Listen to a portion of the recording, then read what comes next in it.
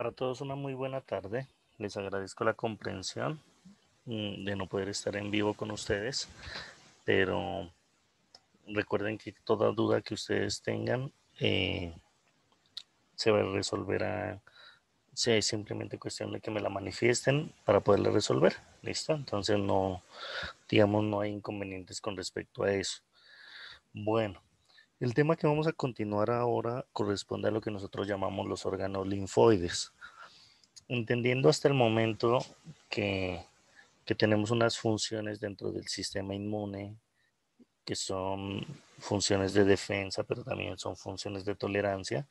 Recuerden que, pues habíamos dicho nosotros que hubo un momento en las investigaciones en donde la gente tenía dos teorías. Una teoría basada en que las funciones del sistema se llevaban a cabo por medio de moléculas, que ya sabemos hoy en día que es cierta y que esas moléculas se llaman citocinas, pero había quienes simplemente desconocían este concepto y hacían que las funciones del sistema inmune recaigan solamente en mecanismos a nivel celular. Por lo tanto, pues ellos defendían la teoría de que toda función del órgano del sistema inmunológico dependía de las células.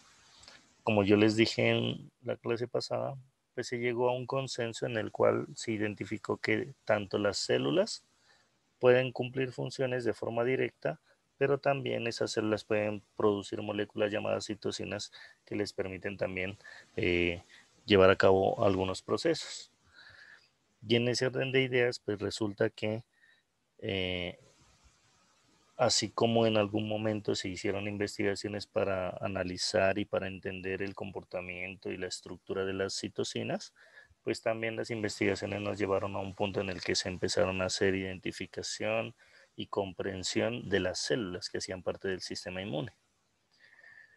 Ahora, hay algunas características importantes con respecto a las células que hacen parte de los órganos linfoides, que son los órganos del sistema inmunológico. Y la primera de ellas es que cuando nosotros analizamos estas células del sistema inmune, nos damos cuenta de que no residen en un solo órgano. Es decir, las células del corazón están en el corazón, las células del cerebro se supone están en en el sistema nervioso, están ahí en el cerebro. Normalmente no están en otros órganos, pero las células del sistema inmune, al ser tan variadas y al ser tan numerosas, resulta que nos han enseñado de que no se encuentran en un solo órgano, sino que están distribuidos en varios órganos, en varios sitios, y que además de eso, por si fuera poco, nosotros podemos ver que esas células se encuentran recirculando por la sangre, es decir, se la pasan viajando de un lado a otro, de un órgano a otro.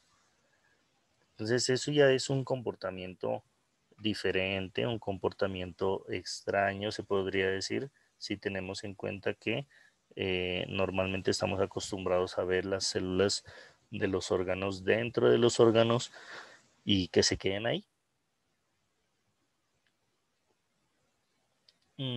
Obviamente pues entenderemos que esto que estamos hablando de las células del sistema inmune, pues seguramente atenderá a algunas necesidades y atenderá a algunas funciones, ¿no? Sin embargo, pues es importante entender que la complejidad del sistema hace que estas células no solamente tengan la característica de que la pasan de un lado para otro y se la pasan de un órgano a otro, sino que también es importante reconocer que estas células generalmente están en constante renovación, generalmente están en constante recambio. Y entonces tenemos que conocer esas características de esa renovación y ese recambio. Por lo tanto, para cada tipo de célula que haga parte del sistema inmunológico, pues vamos a tener unos órganos específicos seguramente y vamos a tener unos tiempos o unos procesos y unos momentos, tanto para la recirculación, o sea, para analizar en qué momento ellos van de un órgano a otro, o para analizar cuánto tiempo se la pasan en la circulación y cuánto tiempo se la pasan en los órganos. Y también habría que hacer un análisis sobre el tiempo de el recambio que presentan estas células. Hay algunas que se recambian cada algunas horas, otras que se recambian cada algunos días. Entonces las características van siendo totalmente distintas. Y eso nos invita a nosotros a hablar sobre órganos linfoides, porque en esa medida vamos a ver algunos detalles de algunos de estos órganos que permiten explicar por qué las células están en ese sitio, o que permiten explicar en qué momento esas células deciden salir de ese sitio e irse a la circulación. Entonces vamos a ir entendiendo cómo se van dando estos procesos. Entonces, en ese orden de ideas, pues nosotros podemos hacer el análisis que los órganos del sistema inmunológico se llaman órganos linfoides, y podemos nosotros hacer la descripción de que estos órganos se pueden dividir en dos grupos, o se pueden clasificar dentro de dos grupos. Uno de esos grupos corresponde a lo que nosotros llamamos órganos linfoides primarios, y otro de esos grupos corresponde a lo que nosotros llamamos los órganos linfoides secundarios. Entonces, órganos linfoides primarios y órganos linfoides secundarios. Entonces, tengan esto en consideración. Miren, aquí se ven todos los órganos que están comunicándose de un lado al otro, y las células pues van a viajar. Entonces las células decidirán si se quedan en un órgano o si recirculan hacia otro lado, o si se quedan en otro órgano y recirculan hacia otro lado. Entonces, eso es lo que nosotros tenemos que entender, pero si se dan cuenta, la comunicación a través de la circulación, la comunicación que tienen estos órganos a través de la circulación, permite que todo haga parte de un mismo sistema linfático, de un mismo sistema inmunológico. ¿Listo? Entonces, repito, les decía, los órganos linfoides se dividen en unos órganos que se llaman primarios y unos órganos que se llaman secundarios. Entonces, los órganos primarios se llaman así porque estos órganos se caracterizan por ser sitios de producción de los glóbulos blancos. Son sitios de producción de los leucocitos. Entonces, es lo primero que sucede ahí. Ahí se originan los glóbulos blancos. Y en estos órganos primarios empieza su proceso de maduración y su proceso de desarrollo. Es decir, una vez que yo tengo formados los glóbulos blancos, pues empiezo a enseñarles las funciones que tienen que desarrollar. Entonces, en los órganos primarios no solamente se da la producción, sino que también inicia su proceso de maduración. Los órganos primarios que nosotros reconocemos, pues son los dos que ustedes ven aquí. Por un lado la médula ósea y por el otro lado pues está el timo. Ya hablaremos de cada uno de ellos, qué características tienen. Adicionalmente, hay que entender que si estos órganos son los órganos de origen de los glóbulos blancos, pues estos órganos son esenciales para el sistema inmune. Es decir, yo no me puedo quedar sin médula ósea o no me puedo quedar sin timo, porque eso sería catastrófico para las funciones del sistema inmunológico, porque eso querría decir que yo voy a perder la capacidad de originar, de producir estas células, y también el problema va a ser que su proceso de maduración no va a comenzar. Entonces, repito, sería catastrófico tener una situación en donde yo pierda a los órganos linfoides primarios. Por el otro lado, pues tenemos a los órganos secundarios, y estos órganos secundarios no son esenciales para la producción, pero sí son muy importantes para la maduración de mis glóbulos blancos. Entonces, esa es la tarea que tienen estos órganos, que participan en la maduración y en la activación de los glóbulos blancos. Y dentro de los órganos secundarios, pues tenemos a los ganglios linfáticos, tenemos al vaso y tenemos a otra serie de tejidos que mencionaremos después, que se llaman tejidos especializados. ¿Listo? Ganglios linfáticos, vaso y tejidos especializados. Entonces, en resumen, les traigo este párrafo sacado de la literatura, en donde les dicen, miren, los órganos linfoides o los órganos linfáticos y los tejidos linfáticos se clasifican en dos tipos. Los primeros que se llaman primarios, que se llaman generadores, que también algunos libros les llaman centrales, en donde los glóbulos blancos expresan por primera vez receptores para el antígeno. Entonces recuerden lo que yo les decía, aquí se producen los glóbulos blancos y empiezan su aprendizaje. Y parte del aprendizaje pues es que van a aprender a hacer reconocimiento de antígenos. Eso es lo que quiere decir aquí. Entonces ellos empiezan su funcionamiento, empiezan su aprendizaje.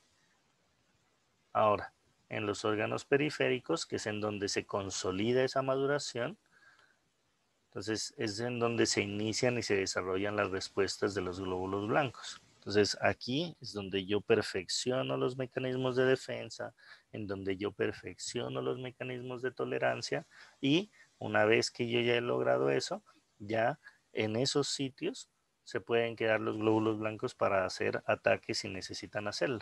Entonces por eso ustedes dicen aquí se inicia y se desarrolla la respuesta frente a los antígenos extraños o frente a los inmunógenos.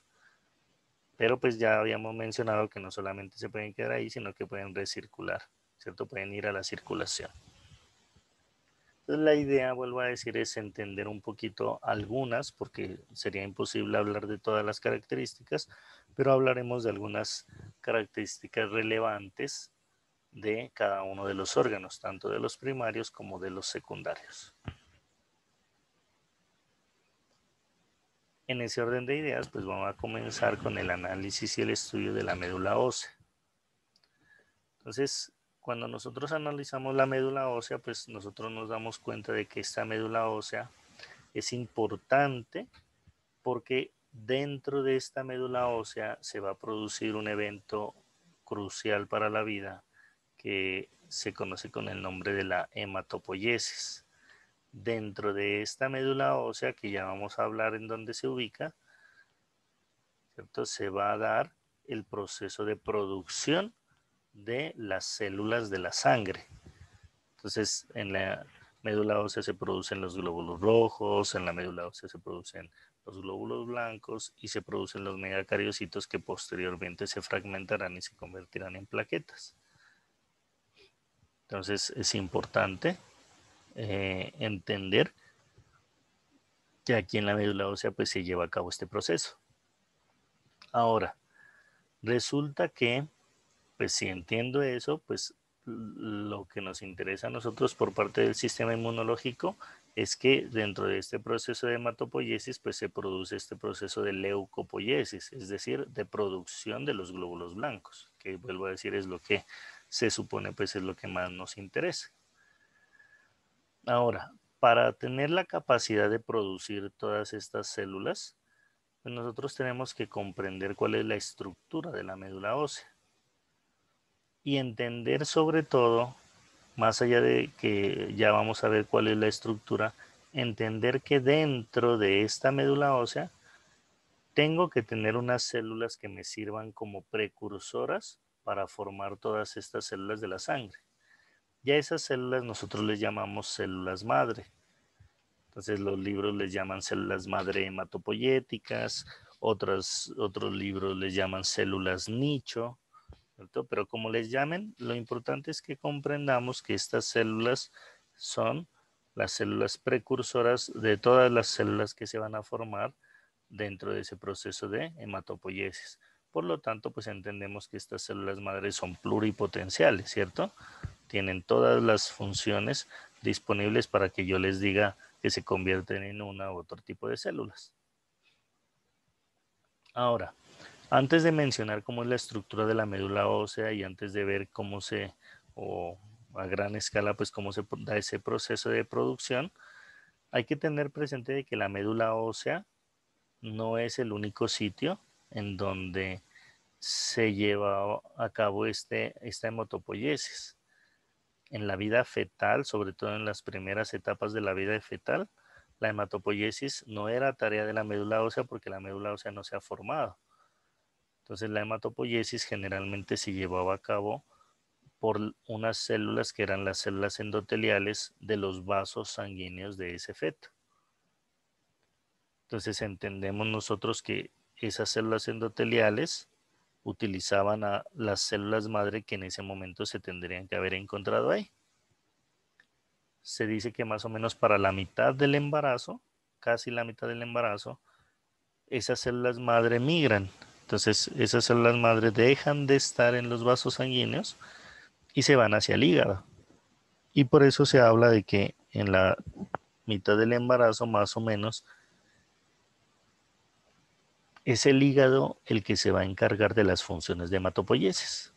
Entonces el hígado tendrá que decirle a esas células madre que viajaron hasta ahí que se conviertan en las células de la sangre. Y pues se sabe que esa hematopoiesis en el hígado dura poco tiempo y por lo tanto pues lo que se sabe es que esas células madre finalmente terminan migrando, finalmente terminan yendo hacia la médula ósea, ¿cierto? Que es un tejido que se va a encontrar dentro de los huesos. ¿Listo? Entonces ya después lo que hace esas células madre es irse en la parte interna de los huesos y ahí forma el tejido o ahí forma el órgano que nosotros llamamos médula ósea. También es importante tener presente que nosotros reconocemos dos tipos de médula ósea.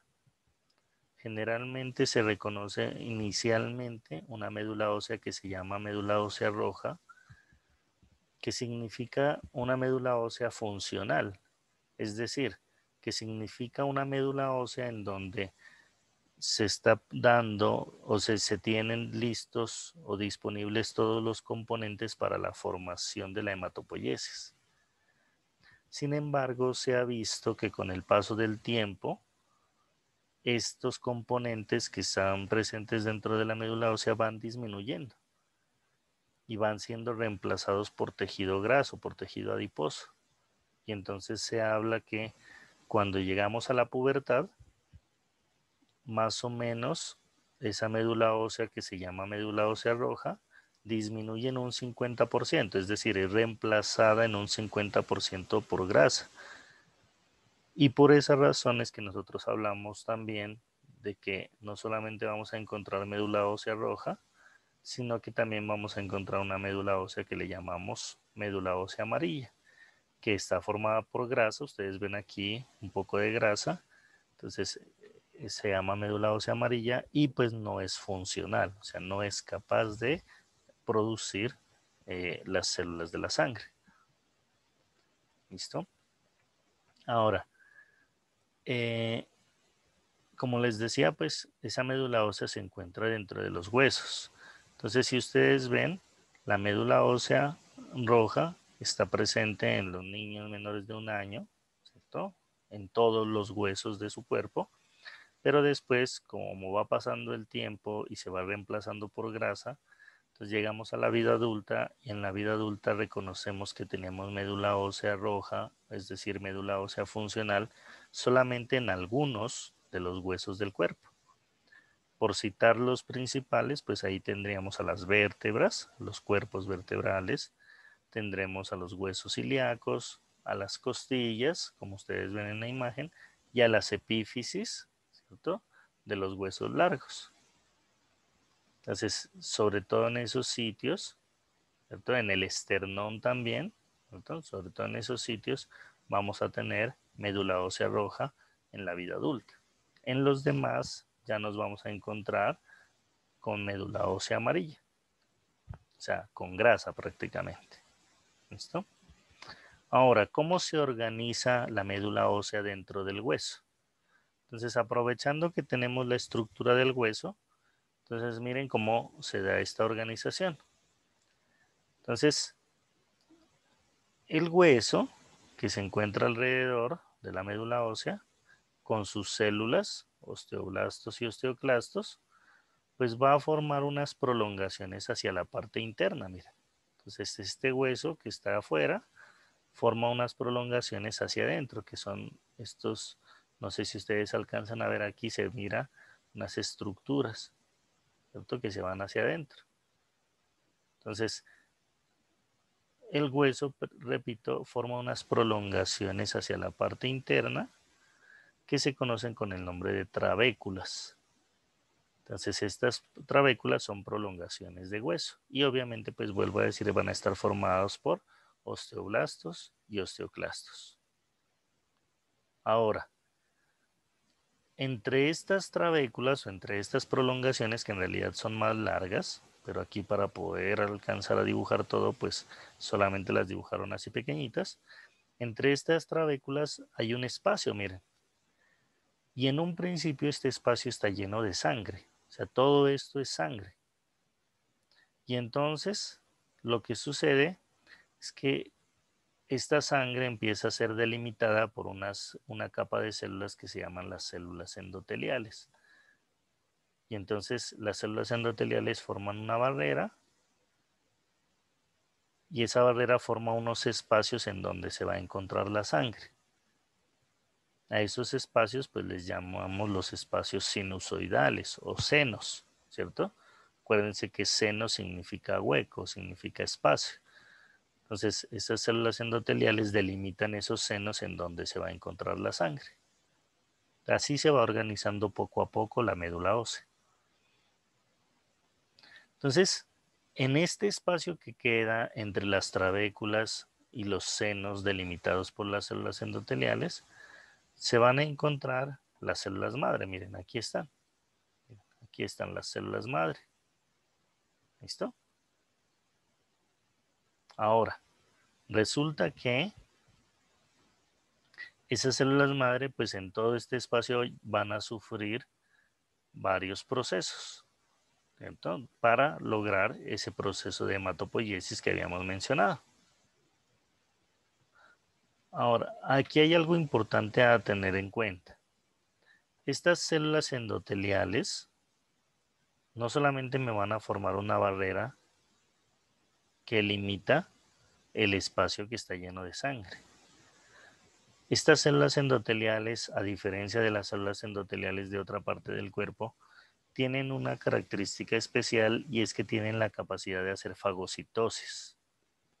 Entonces eso normalmente no se ve en otros vasos sanguíneos o en otros espacios donde tenemos células endoteliales. Y entonces uno dice, ¿y por qué eso tan raro? ¿Por qué las células endoteliales aquí pueden hacer fagocitosis? Entonces la cuestión es la siguiente. Esta sangre que está aquí en estos senos se va a comunicar en algún momento con la sangre del resto del sistema. Miren esto. El hueso tiene su propia vascularización y cuando la vascularización entra al hueso se ramifica de tal forma que llega o termina conectándose con estos espacios que son los senos.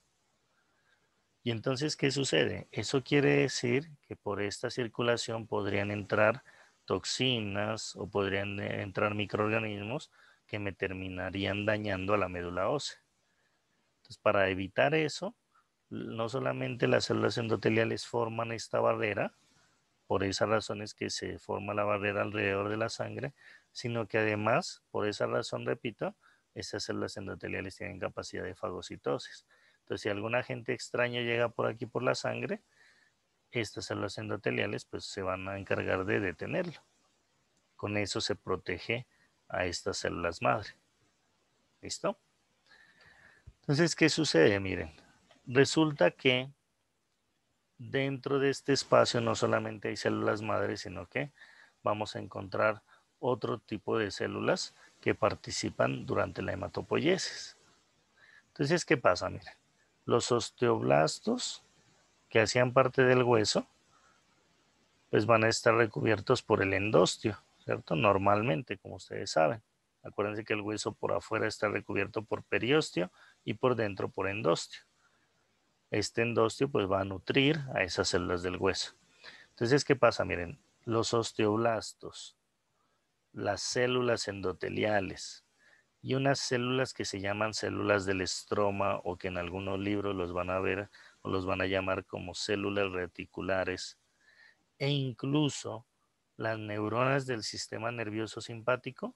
Miren, repito, los osteoblastos, las células endoteliales, unas células reticulares que se llaman células del estroma que se encuentran en toda esta zona e incluso las neuronas del sistema nervioso simpático, ¿qué es lo que van a hacer?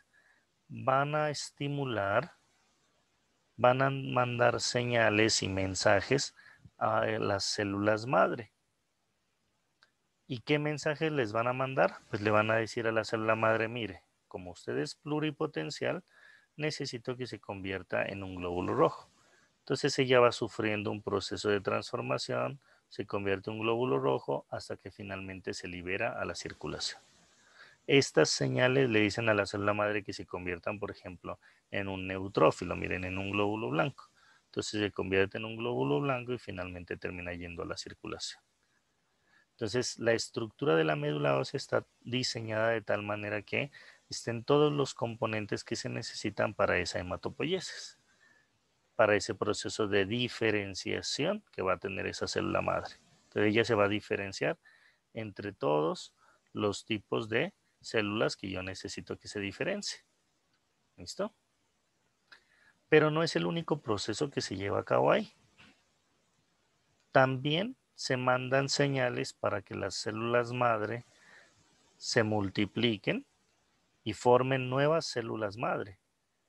¿Por qué? Porque si yo me gasto a las células madre que tengo aquí en la médula ósea en el proceso de diferenciación, pues va a haber un momento en el que se me acaban las células madre. Entonces, repito, los mensajes químicos también harán que se presente un proceso que se llama autorrenovación. Entonces, la célula madre recibe dos órdenes. Una, hacer mitosis para la autorrenovación y que después de la hematopoiesis siga yo teniendo células madre. Y dos, hacer un proceso de diferenciación en donde las células madre se van a convertir en los diferentes tipos de células que yo necesito que se conviertan. Para producir esto, o sea, para producir nuevas células madre o para producir las células de la sangre, los mensajes que se envían generalmente a través de citocinas. Y a pesar pues de que nosotros ya dijimos que las citocinas son muchísimas y por esa razón dijimos solamente nos vamos a aprender las 6 familias principales y no nos vamos ni siquiera a aprender todas las citocinas porque eso sería imposible.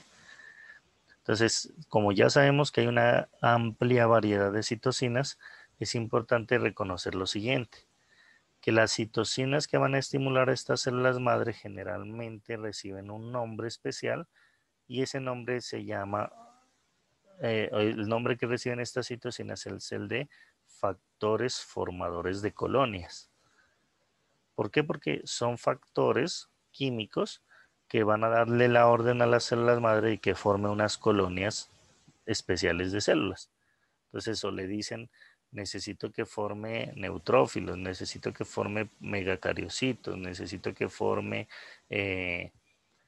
glóbulos rojos, necesito que forme más células madre. Entonces, repito, esas citocinas que se están utilizando generalmente para dar señales a la célula madre, generalmente se llaman factores formadores de colonias. Ahora, miren el sistema nervioso, por eso hablábamos en la clase anterior. Ahí es cuando empezamos a ver que el sistema hormonal, el sistema nervioso y el sistema inmunológico están íntimamente relacionados. Y estas células del sistema inmune tienen capacidad de responder a los mensajes eléctricos que mandan las neuronas. Miren, eso no se ve en todos los tejidos. Entonces, por ahí es que existe la controversia de si en realidad son 3 sistemas, perdón, de si son 3 sistemas diferentes o si son 3 sistemas que hacen parte de un solo. Queda ahí pues como la controversia, ¿no? Entonces, así es como se producen las células y se terminan liberando hacia el torrente sanguíneo para que cada una vaya donde le corresponde y cumpla una función determinada. Hay que tener presente algo y es que la hematopoiesis que se da en esta médula ósea también se puede dar de forma extramedular, o sea, la hematopoiesis se puede dar por fuera de la médula ósea. Y entonces la pregunta sería, ¿en dónde? Entonces la hematopoiesis se puede dar en órganos como el hígado, que ya lo habíamos mencionado, que participaba en la etapa fetal, o en órganos como el vaso. Sin embargo, estos procesos son supremamente raros y se van a dar solamente en los momentos o en los casos en los cuales el, eh, la médula ósea o tenga un problema y tenga deficiencia para producir, ¿cierto? Que la deficiencia de la médula ósea sea tan exagerada que no pueda producir glóbulos blancos, glóbulos rojos y plaquetas, o al contrario, que la médula ósea esté trabajando tanto y esté tan sobreesforzada que necesite ayuda. Entonces, repito, llegar a estas condiciones tan límites es muy raro, pero se ha visto que cuando se llega a estas situaciones se puede incluso producir o se puede estimular a que se produzca una hematopoiesis extramedular.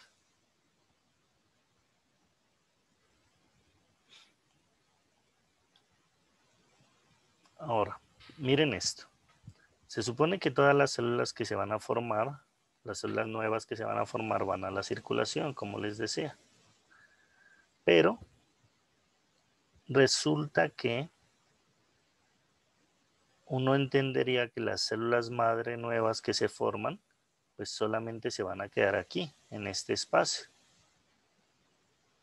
Y se ha podido demostrar, como yo les decía, que estas células madre pueden viajar de un lado a otro. Acuérdense que primero las células madres se encontraban en los vasos sanguíneos, después esas células madres se fueron al hígado y después se fueron hacia la médula ósea.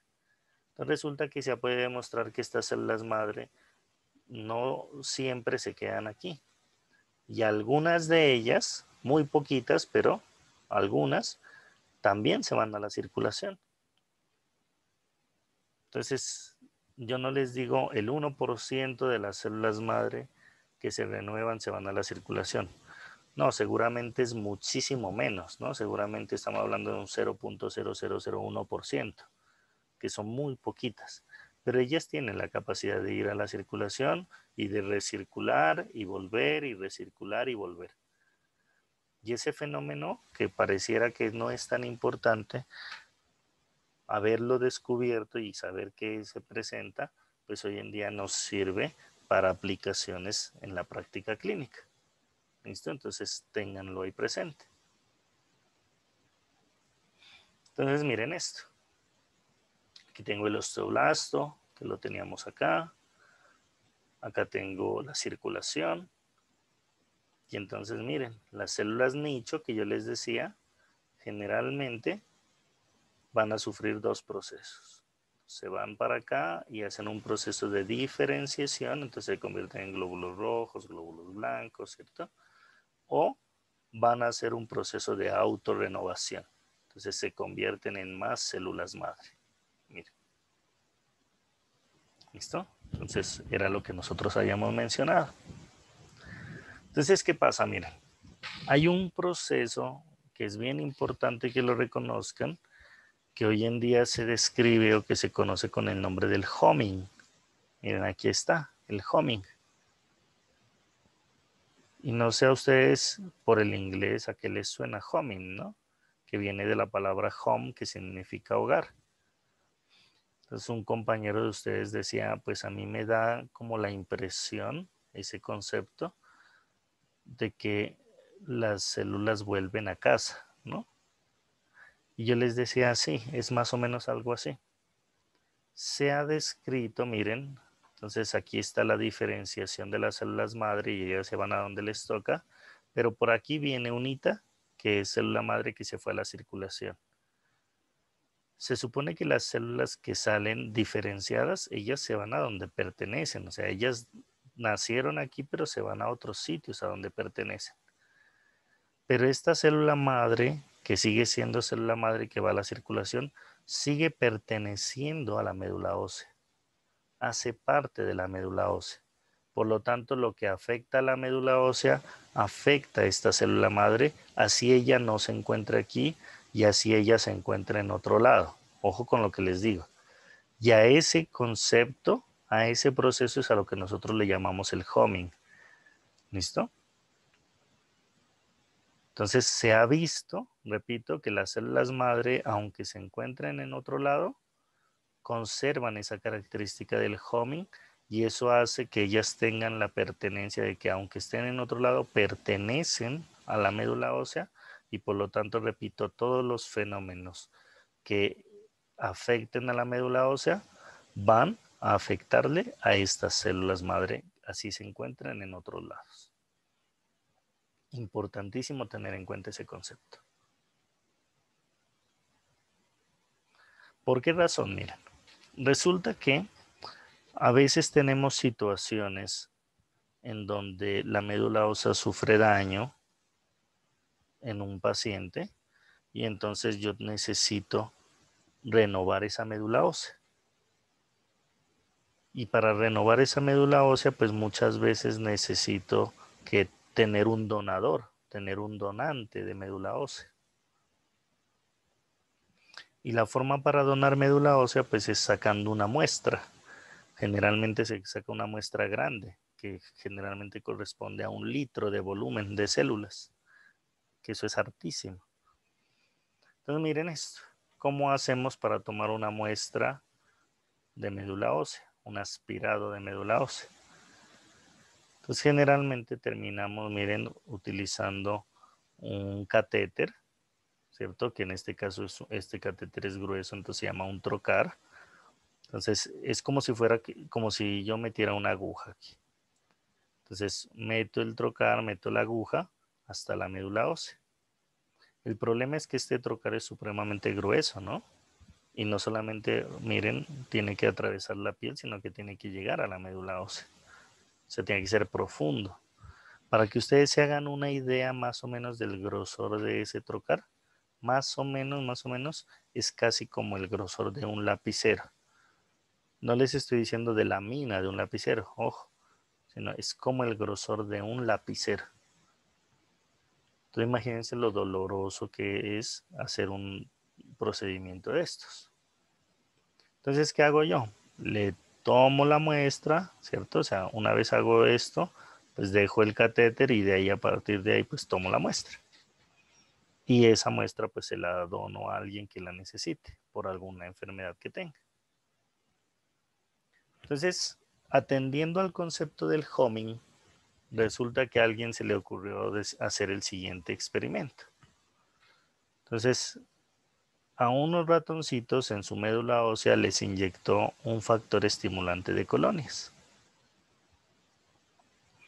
Y entonces se supone que ese factor estimulante de colonias pues iba a hacer que estas células madre se diferencien, como habíamos dicho, pero también iban a hacer que estas células madre se renueven.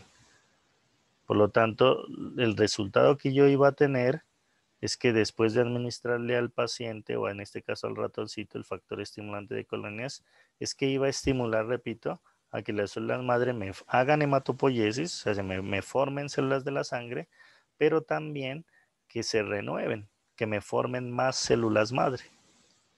Y entonces, ¿qué se observó? Que no solamente aumentaba el número de células madre dentro de la médula ósea, sino, ¿cierto? No solamente aumentaba aquí dentro de la médula ósea, sino que esas células cuando aumentaban de número también iban a ser estimuladas en la circulación. ¿Por qué? Porque en la circulación también tenemos células madre y ellas también responden a este factor estimulante de colonias o a este factor formador de colonias. Entonces, ¿qué pasa? Las células madre que se encuentran en la circulación de pronto pasarán de ser 0.001% a 1%. ¿Y eso por qué es importante entenderlo? Porque resulta que hoy en día, si yo quiero tomar una muestra de médula ósea de un donante, puedo hacerlo de dos formas. O entro a la médula ósea y hago el aspirado, o le doy factor al paciente, al paciente le doy factor estimulante de colonias por unos 4 días, 5 días, y después simplemente le tomo una muestra de sangre como para cualquier otro examen, y en esa muestra de sangre después hago un proceso y saco las células madre que yo necesito. Entonces miren cómo entender los eventos que pasan en esta médula ósea me permiten a mí hoy en día hacer aplicaciones que pues son mucho más fáciles, porque el paciente de pronto no tendrá que ser sometido a estos procedimientos, pues que de alguna forma son más complejos. Entonces usted tiene las dos opciones, o le hago la biopsia si no tengo tiempo o dependiendo de situaciones especiales, o vuelvo a decir, le inyecto al paciente factor estimulante de colonias por unos 4 o 5 días y a los 5 días tomo la muestra de sangre, proceso esa muestra de sangre y dentro de esa muestra voy a encontrarme un gran número de células madre que son las que yo necesito. ¿Listo?